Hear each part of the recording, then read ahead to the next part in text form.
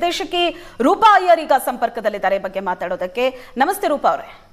ನಮಸ್ತೆ ಮೇಡಮ್, ಹೇಳಿ. ಎಸ್, ಬೆಳಗ್ಗೆಯಿಂದ ಈ ಸುದ್ದಿ ನೋಡ್ತಾ ಇದ್ದೀರಿ ನೀವು. ಇದು ಇಂಡಸ್ಟ್ರಿಯಲ್ಲಿ ಇರುವಂತಹ ಪಿಡುಗು ಗೊತ್ತಿರೋದೇ ಅಂತ ಅಂದ್ರೂ ವಿಡಿಯೋ ಸಮೇತ ನಾವು ಇಡೀ ರಾಜ್ಯದ ಜನರ ಮುಂದೆ ಇಟ್ಟಿದ್ದೀವಿ.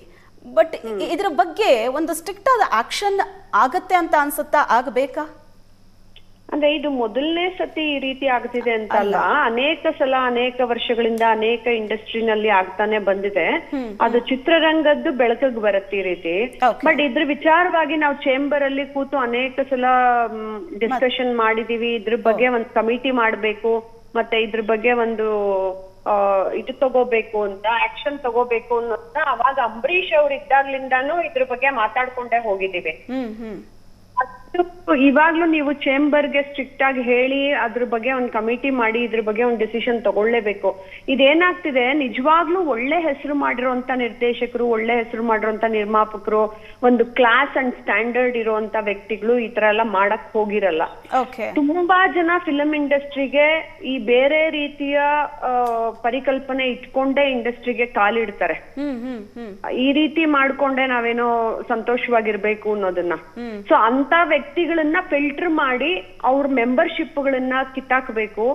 ಅವ್ರಗಳನ್ನ ಇಂಡಸ್ಟ್ರಿ ಒಳಗೆ ಇಟ್ಕೋಬಾರ್ದು.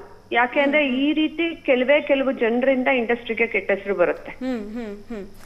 ತುಂಬಾ ಜನ ಹೆದರ್ಕೋತಾರೆ ಯಂಗ್ಸ್ಟರ್ಸ್ ಅವಾಗ ಬರೋದಕ್ಕೆ.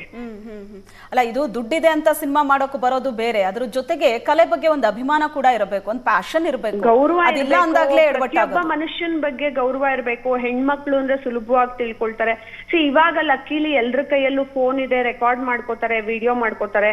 ಆಗಿನ ಕಾಲದಿಂದಾನು ಈ ತರ ಪ್ರಾಬ್ಲಮ್ಗಳನ್ನ ಫೇಸ್ ಮಾಡ್ಕೊಂಡೇ ಬಂದಿದ್ದಾರೆ. ನನ್ನ ಹತ್ರ ತುಂಬಾ ಜನ ಮಾಡೆಲ್ಸ್ ಹೆಣ್ಮಕ್ಳು, ರೂಪಾ ಕಾವಿ ನೀಡ್ ಯೋರ್ ಸಪೋರ್ಟ್, ನೀವ್ ಹೇಳಿ ಅಂತ ಪಾಪ ತುಂಬಾ ಜನ ಬಂದಾಗ್ಲೂ ನಾನು ಬೈದಿದ್ದೀನಿ ಹುಡುಗರಿಗೆ. ಯಾರೋ ನೀವು ಆರ್ಟಿಸ್ಟ್ ಕೋಆರ್ಡಿನೇಟರ್ಸ್ ಈ ತರ ಎಲ್ಲ ಮಾಡ್ತಿದ್ದೀರಾ, ಇಂಡಸ್ಟ್ರಿಲ್ ಹತ್ರ ಇಲ್ದೆ ಹೋದ್ರು ನೀವೇ ಕ್ರಿಯೇಟ್ ಮಾಡಿ ಈ ತರ ಬಿಹೇವ್ ಮಾಡ್ತಿದ್ದೀರಾ ಅಂತ ತುಂಬಾ ಜನ ಕೋಆರ್ಡಿನೇಟರ್ಸ್ ನ ಬೈದು ನಾನು ಓಡಿಸಿದೀನಿ, ಹೆದರ್ಸಿ.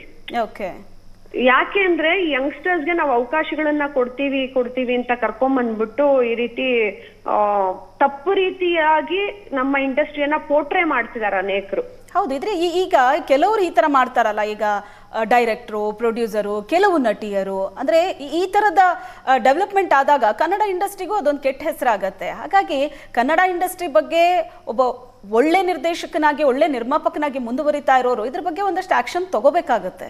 ಇಲ್ಲಾಂದ್ರೆ ಹೇಳ್ತಾನೆ ಇದೀನಿ ನಾನಂತೂ. ಯಾಕೆಂದ್ರೆ ಮಹಿಳಾ ನಿರ್ದೇಶಕಿಯರಲ್ಲೂ ಕೆಲವೇ ಜನ, ಬೆರಳೆಣಿಕೆ ಎಷ್ಟು ಜನ ಇರೋದು.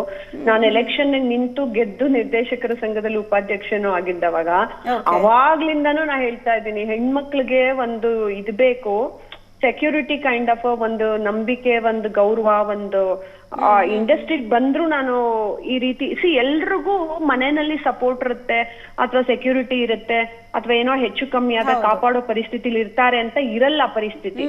ಪಾಪ ಕೆಲವು ಹೆಣ್ಮಕ್ಳು ತಮ್ಮನ್ ತಾವೇ ನೋಡ್ಕೊಂಡು ತಮಗಿಷ್ಟ ಅಂತ ನಟನೆಗೆ ಮತ್ತೆ ಇಂಡಸ್ಟ್ರಿಗೆ ಬಂದಿರ್ತಾರೆ. ಅವ್ರಿಗೆ ಒಂದು ಪ್ರೊಟೆಕ್ಷನ್ ಕೊಡ್ಬೇಕಾಗಿರೋದು ಮಾತೃ ಸಂಸ್ಥೆಯಾದಂತ ಈ ನಮ್ಮ ಸಂಸ್ಥೆಗಳು.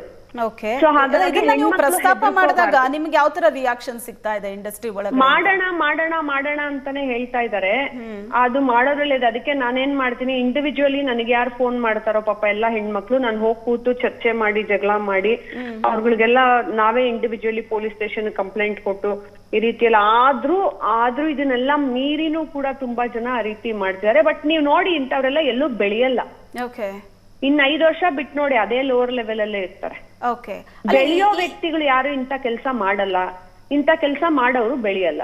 ಈ ತರದ ವಿಡಿಯೋ ನೋಡಿದಾಗ ಏನ್ ಅನ್ಸುತ್ತೆ? ಕೆಲವರು ಹೇಳ್ತಾರೆ, ಅಯ್ಯೋ ಕಮಿಟ್ಮೆಂಟ್ ಅಂತ ಅಂದ ತಕ್ಷಣ ಯಾಕೆ ಹೆಣ್ಮಕ್ಳು ಒಪ್ಕೋಬೇಕು, ಅವ್ರು ಒಪ್ಕೋಬಾರ್ದು ಅಂತ ಹೇಳ್ತಾರೆ. ಬಟ್ ಇನ್ನು ಕೆಲವರು, ಈಗ ಡೈರೆಕ್ಟರ್ ಹಂಗ್ ಮಾಡ್ತಿರೋದಕ್ಕೂ ಒಂದು ಅನಿವಾರ್ಯತೆ ಇದೆ ಅಂತ, ಎಲ್ರದ್ದು ಅವ್ರವ್ರ ಅನಿವಾರ್ಯತೆ. ಬಟ್ ಇಂಥ ಬೆಳವಣಿಗೆ ಅನಿವಾರ್ಯತೆ ಇರೋದು ಅವ್ರಿಗೆ ಬೇರೆ ಕಡೆನೆ ಜನಗಳು ಸಿಕ್ಬಿಡ್ತಾರೆ. ಅನಿವಾರ್ಯತೆ, ಅವರ ಅವಶ್ಯಕತೆ, ಅವರ ಬಾಡಿ ನೀಡು ಏನೋ ಇದೆ, ಅದು ಫಿಲಂ ಇಂಡಸ್ಟ್ರಿಗೆ ಬರಬೇಕು ಅಂತಲ್ಲ.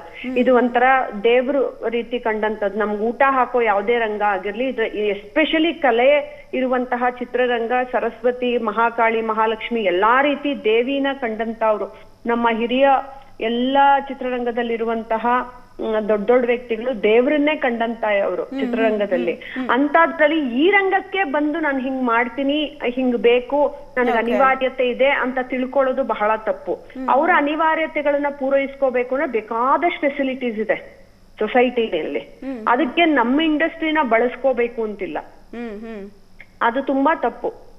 ಇದಕ್ಕೆ ನಿಜವಾಗ್ಲೂ ಚೇಂಬರ್ ಒಂದು ಆಕ್ಷನ್ ತಗೋಬೇಕು, ಇಂಥವ್ರನ್ನ ನಿಜವಾಗ್ಲೂ ದಂಡಿಸ್ಬೇಕು, ಅವರ ಮೆಂಬರ್ಶಿಪ್ ನ ಕಿತ್ಕೊಂಡು ಅವ್ರನ್ನ ಹೊರಗೋಡಿಸ್ಬೇಕು. ಕೆಲವ್ರು ಏನಾಗಿದ್ದಾರೆ ಗೊತ್ತಾ, ಮೆಂಬರ್ಸೇ ಆಗಿಲ್ಲ.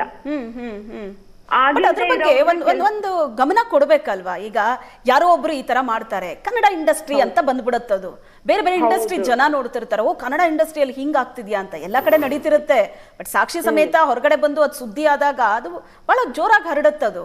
ಸೊ ಹಾಗಾಗಿ ಇಂಡಸ್ಟ್ರಿ ಮಾನ ಮರ್ಯಾದೆ ಅಂತ ನಡೀತಾರಲ್ಲ, ಅಂತವ್ರು ಕೂತು ಯೋಚನೆ ಮಾಡಿ ಇದಕ್ಕೊಂದು ಕಡಿವಾಣ ಹಾಕಬೇಕು. ಹೌದು ಹೌದು ಹೌದು. ಇಲ್ಲ, ಹೆಣ್ಮಕ್ಳುನು ಹೋಗಿರ್ತಾರೆ, ನಾನು ವಿಡಿಯೋ ನೋಡಿಲ್ಲ ಬೆಳಗ್ಗೆಯಿಂದ ಏನಾಗಿದೆ ಅಂತ, ಬಟ್ ಕೆಲವು ಹೆಣ್ಮಕ್ಳುನು ಹೋಗಿರ್ತಾರೆ, ಹೋಗಿರಲ್ಲ ಅನ್ನೋದಲ್ಲ, ಅಲ್ಲಿ ಏನ್ ಅನಿವಾರ್ಯತೆ ಇರುತ್ತೆ, ಇವ್ರೇನ್ ಹೆದರ್ಸಿರ್ತಾರೆ. ಹೆಣ್ಮಕ್ಳು ಹೇಳ್ತಾರೆ, ನಾನು ಇಂಥದ್ ಯಾವ ಸಾವಾಸ ಬೇಡ ಅಂತ ಸುಮ್ನೆ ಕೂತಿದ್ದೆ, 1 ವರ್ಷ 2 ವರ್ಷ ಏನೂ ಅವಕಾಶ ಸಿಗದೆ ವೇಸ್ಟ್ ಆಗೋಯ್ತು, ಈಗ ಫೈನಲಿ ಒಪ್ಕೊಂಡಿದೀನಿ, ಅನಿವಾರ್ಯ, ಏನು ಮಾಡಕ್ಕಾಗಲ್ಲ, ಒಪ್ಕೊಂಡ್ರೆ ನಂಗೆ ಆಡ್ ಸಿಗ್ತಿದೆ, ಸಿನಿಮಾ ಸಿಗ್ತಿದೆ ಅಂತ ಹೆಣ್ಮಕ್ಳಿಗೂ ನಾನು ಯಾವಾಗ್ಲೂ ಬೈತೀನಿ, ಈ ತರ ಹೆಲ್ಪ್ಲೆಸ್ನೆಸ್ ಅಲ್ಲಿ ನೀವು ಅನಿವಾರ್ಯತೆಯಿಂದ ಹೋಗ್ತೀರಾ ಅಂದ್ರೆ ನೀವೆಲ್ಲೂ ಬೆಳೆಯಲ್ಲ ಅಂತ.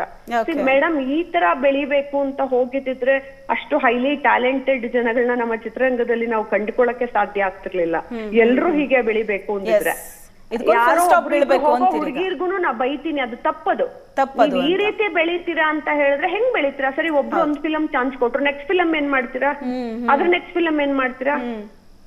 ಅದ್ರ ಬದಲು ನಿಮ್ಮ ಟ್ಯಾಲೆಂಟ್ ಮೂಲಕ ನೀವು ಗೆಲ್ತಾ ಹೋಗ್ಬೇಕು. ಬೇಡ ಟೆಕ್ನಿಷಿಯನ್ಸ್ ಆಗಿ ವರ್ಕ್ ಮಾಡಿ. ಅನೇಕ ಜನ ಕಲಾವಿದ್ರು, ಹೀರೋಗಳು ಕೂಡ ಟೆಕ್ನಿಷಿಯನ್ಸ್ ಆಗಿ ಬಂದು ಆಮೇಲೆ ಹೀರೋಗಳಾದ್ರು. ಇವ್ರುಗಳು ಟೆಕ್ನಿಷಿಯನ್ಸ್ ಆಗಿ ನಮ್ಮನ್ನ ತಳ್ಳುತ್ತಾರೆ ಅಂದ್ರೆ ನಾವು ಬೀಳಬಾರ್ದು, ನಾವು ಪ್ರಜ್ಞೆ ಇಟ್ಕೊಂಡು ನಡಿಬೇಕು ಅಂತೀರಿ. Thank you so much. ಜ್ಞಾನ ಇರಲ್ವಾ, ಅಪ್ಪ ಅಮ್ಮ ಎಜುಕೇಶನ್ ಕೊಟ್ರಲ್ವಾ, ಆಮೇಲೆ ಅಕ್ಕಪಕ್ಕ ನೋಡಿನೇ ತಿಳ್ಕೋಬೇಕು ಇವ್ರು ಮುಂಚೆನೆ ಸಮಾಜದಲ್ಲಿ. S, thank you so much ರೂಪಾಯರ್ ಅವರೇ, ಥ್ಯಾಂಕ್ ಯು.